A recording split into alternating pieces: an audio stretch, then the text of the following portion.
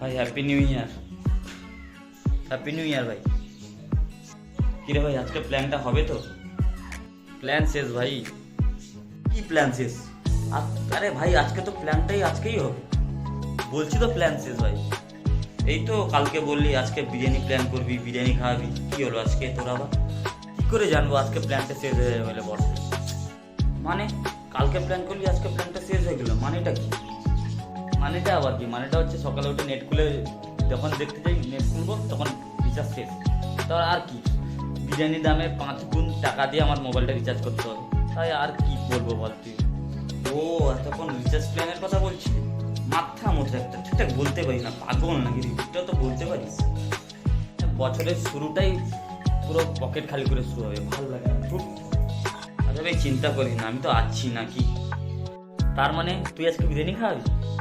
ও আরে ভাই আমি তো বেঁচে আছি নাকি।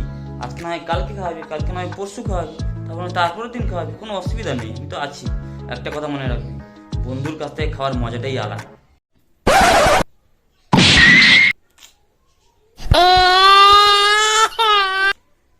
ঠিক আছে চল, হ্যাপি নিউ ইয়ার, মজা কর।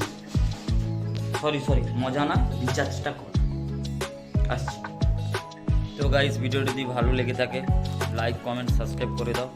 আমি তোমাদের আরও নতুন ভিডিও নিয়ে আসবো। তোমরা জানাও কেমন হয়েছে, কমেন্ট করে জানাও।